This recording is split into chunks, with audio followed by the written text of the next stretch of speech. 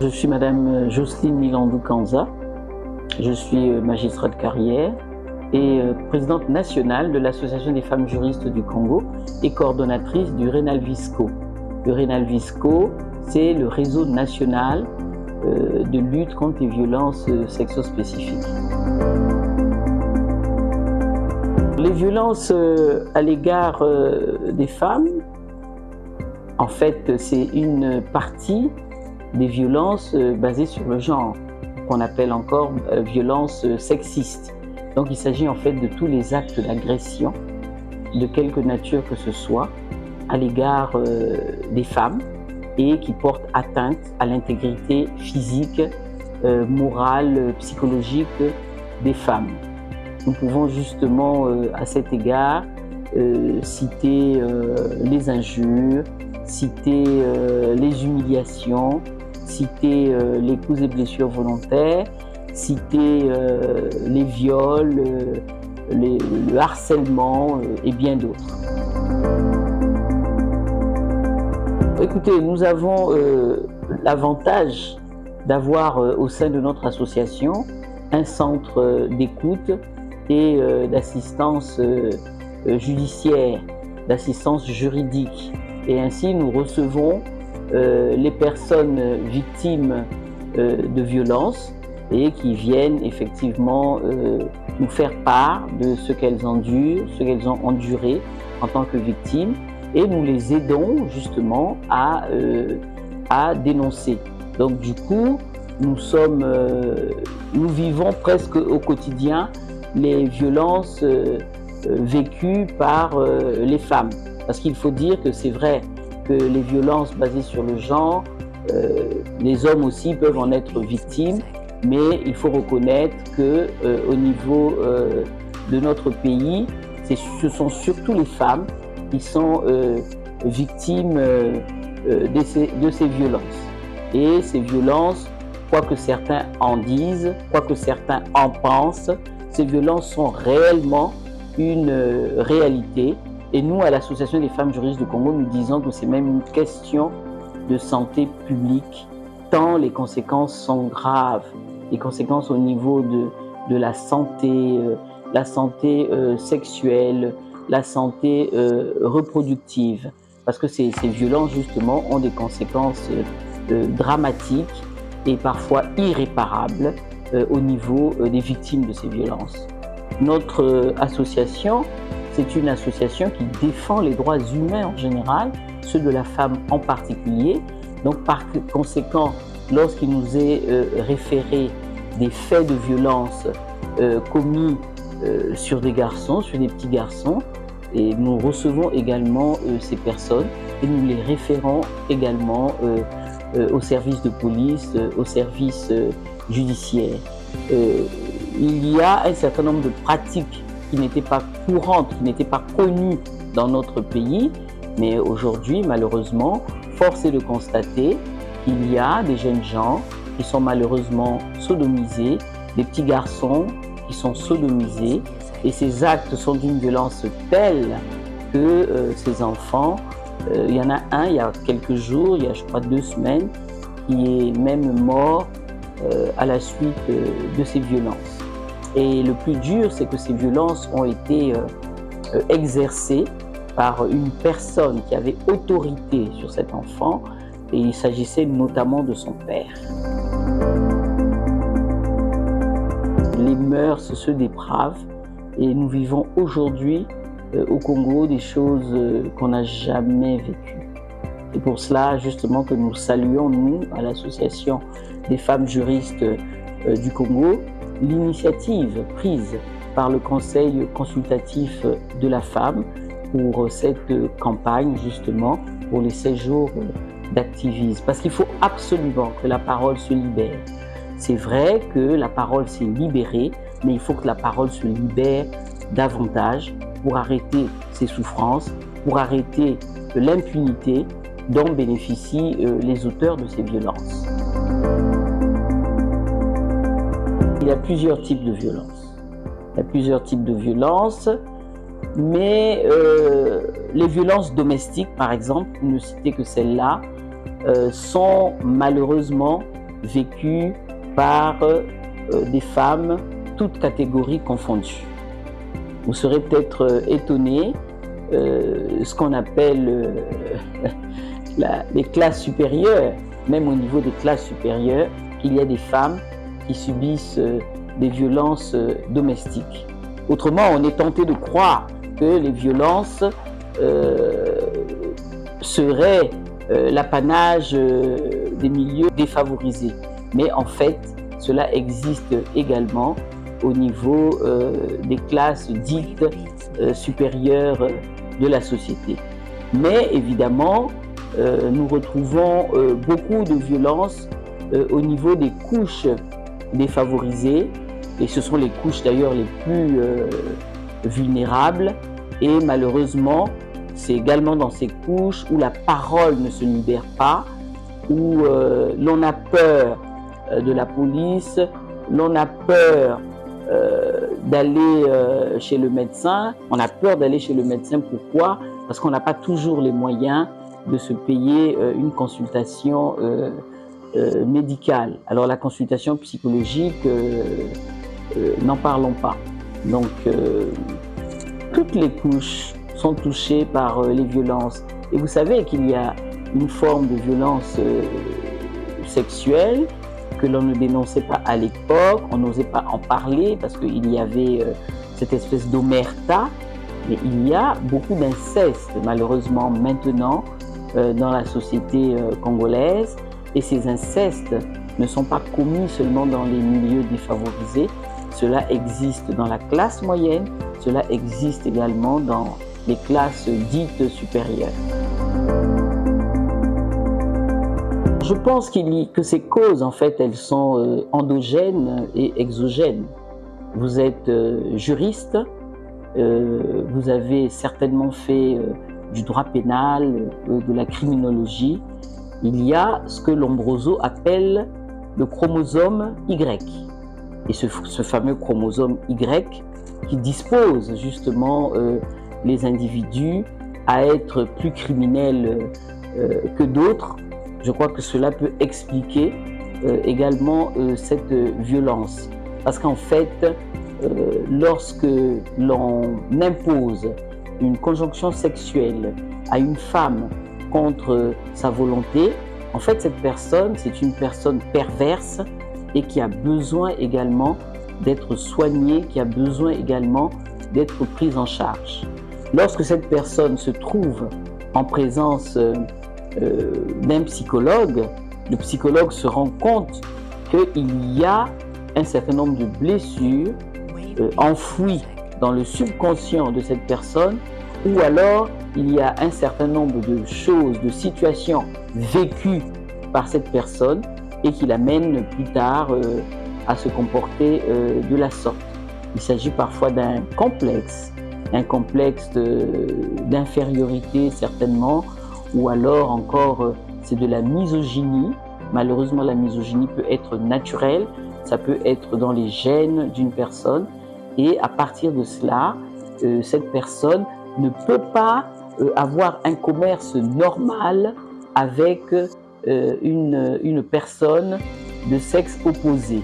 Et en raison de la misogynie ambiante, c'est une personne qui peut estimer devoir imposer ce genre de rapport, parce que dans l'éducation de cette personne, on lui a appris qu'il est un être supérieur et qu'il doit imposer en fait sa volonté à la femme qui, selon lui, serait un être inférieur. Donc ça, ce sont les facteurs endogènes. Mais il y a aussi les facteurs exogènes. Donc les facteurs exogènes, ce sont tous les facteurs qui sont liés à l'environnement social. Ce sont finalement des attitudes parfois acquises. Ce sont des attitudes que l'on peut acquérir dans la rue, à l'école, par le cinéma, par la télé. Et puis parfois, à un moment donné, des jeunes gens peuvent vouloir se prouver à eux-mêmes qu'ils sont des hommes et qu'ils peuvent en fait nuire à l'intégrité de femmes. Mais regardez par exemple pour ce qui se passe en période de conflits armés, il y a beaucoup de violences, il y a beaucoup de viols notamment qui sont imposés aux femmes. Les femmes, on en fait finalement des bêtes sexuelles, on les réduit à un esclavage sexuel. Et d'ailleurs, en termes de conflit, on en parle en disant que les belligérants qui ont l'impression de gagner la bataille veulent humilier finalement l'adversaire, et la meilleure manière d'humilier l'adversaire, c'est de violer leurs femmes, de violer les femmes, d'en faire des esclaves sexuels. Donc ça, nous dirons que ce sont des causes acquises, parce qu'en temps de paix, ce sont des choses répréhensibles et ce sont des choses qui n'existent pas. On a peur de commettre ce genre d'exactions. Au niveau de notre pays, je crois qu'il faut absolument qu'on puisse mettre un accent particulier sur la sensibilisation et sur le renforcement des capacités des structures d'accueil. La parole se libère, d'accord, mais il faut que les auteurs de ces actes, de ces infractions, parce qu'il s'agit d'infractions réprimées par la loi, il faut que ces auteurs soient punis. Et pour qu'ils soient punis, il faut que les victimes soient mises en confiance dans les structures d'accueil, notamment les structures de police et gendarmerie, les services judiciaires. Au moment d'aller déposer plainte, il ne faut pas que ces victimes soient objet de colibés, parce qu'il arrive parfois que les victimes n'aient plus envie de parler de toutes ces difficultés rencontrées, pour la seule raison que parfois on peut se moquer d'elles à la police, on peut se moquer d'elles aussi à la justice. Cela peut arriver, qu'on se trouve en face d'un juge d'instruction qui finalement met en doute la moralité de la victime, alors que lorsqu'une victime a subi ce genre de dérive, mais c'est elle qui est victime. Donc à la limite, elle ne se présente pas devant le gendarme ou devant la police chargée d'enquêter sur le crime dont elle est victime, ou alors devant le juge d'instruction. Il ne s'agit pas de la juger, elle, mais il s'agit au contraire de constater qu'elle a vécu telle et telle situation, et ce sont des faits qui sont réprimés par la loi parce que ces faits sont qualifiés crimes ou délits. Mais malheureusement, il peut arriver que les victimes soient mal reçues. Et donc à ce moment-là, l'omerta reprend toute sa place. Donc il faut qu'il y ait un renforcement de capacité des structures d'accueil des victimes, mais il faut qu'il y ait aussi une véritable prise en charge des victimes. Il faut une véritable prise en charge. Il faut que les auteurs des violences soient punis, mais je dis que les auteurs de violences sont parfois elles-mêmes victimes. Nous avons expliqué que parfois ces comportements déviants s'expliquent par des causes, nous avons dit, endogènes et des causes exogènes. Et il faut que la société ne fasse pas de ces personnes des parias, mais des personnes qu'il faut prendre en charge. Donc, c'est des personnes qu'il faut déférer devant la justice, mais c'est des personnes qu'il faut également référer au psychologue, parce qu'il est sûr qu'il y a une déviance. Parce que quel plaisir un homme peut trouver à imposer une conjonction sexuelle à une femme. Lorsqu'on se dit qu'on va entretenir des rapports sexuels avec une femme, ça signifie qu'à la base, il y a une complicité amoureuse. Et donc à ce moment-là, l'un l'autre profite de cette situation. Mais lorsque la victime, je pense que la victime ne reste pas passive, elle se débat, elle griffe, elle peut même mordre l'agresseur. Donc, pour accepter ce genre de situation, ça signifie que soi-même, on est malade. Et lorsqu'on est malade, il faut se faire soigner. Donc, il faut que la société prenne en charge également ces personnes. Et il faut que ces actes soient punis, parce que ce sont des actes répréhensibles. Or, souvent, les victimes n'osent pas dénoncer parce que dès le départ, elles se disent que mon Dieu, il n'y aura rien. Et c'est tout à fait bluffant pour une victime de se retrouver assise devant chez elle et de voir passer son violeur devant chez elle. En général, ils se comportent comme ça, soit parce qu'ils ont bénéficié d'un élargissement au niveau de la police ou au niveau de la gendarmerie, ou soit qu'ils ont bénéficié d'une liberté provisoire.